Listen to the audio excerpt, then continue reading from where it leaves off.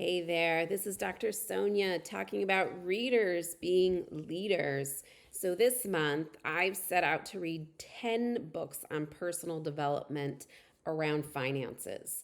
So, I don't know about you, but I would say for decades of my life, I was in survival mode around finances. Have you ever felt financial success seems to come easier to others? I know I was borrowing from Paul to pay Peter just to keep going, but not anymore. I'm going on a journey to stop surviving and start thriving. So, the first book in this set of 10 in this series that I set out to read is a book called The Richest Man in Babylon. This book was actually written in 1926 by George Clason. The book is a series of fictional parables set in ancient Babylon. The book is even written in Old English. So you might be asking yourself, how does a book from 1926 written with these and thous going to help us today?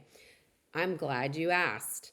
So this book has so much common sense. It's not seeped with economic forecasting and complicated accounting. It's your grandma and grandpa's common sense to finances. So this writer begins the book by describing ancient Babylon prior to it being a successful empire. So Babylon was a desert region and soil was non-existent. Farming was impossible.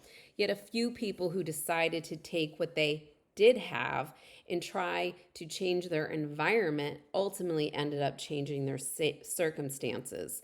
These ancient day engineers developed irrigation systems to help develop lush soil and succeeded with farming. This became the foundation to building a huge economy to what eventually became the Babylonian Empire.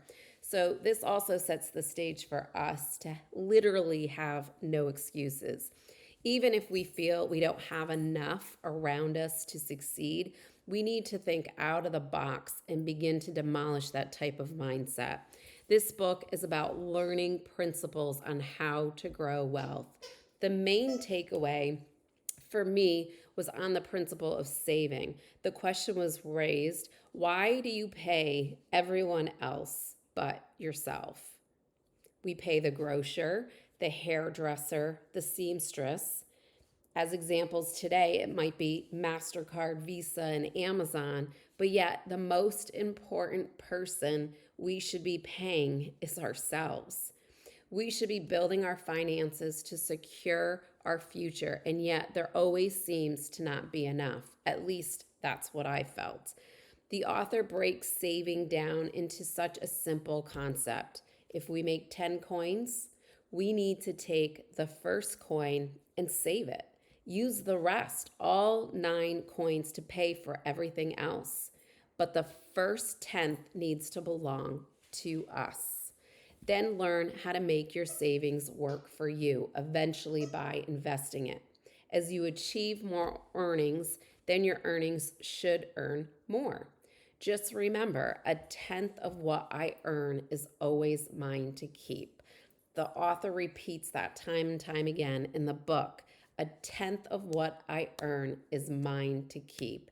That was the biggest takeaway that I got from this book. Of course, the other sound principle is around living on less, which is so counter-American, where at the click of a button, you can have pretty much anything you want delivered at your door. This is where making sure my mindset is focused on my goals is so important. Taking the time to have a plan in place is critical. It is not just going to happen on its own. Using these principles time after time will build into habits and pay off in the end. So, such a simple concept. Save more, spend less. And then as you build your savings, learn to create your investments to work for you so that you're creating residual income. The author talks about being wise, making sure you don't go into foolish investments, and certainly to be sure not to do things like gambling or procrastination.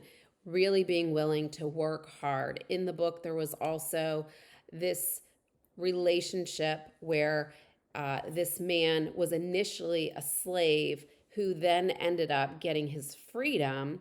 And he also had a mentor speak into his life.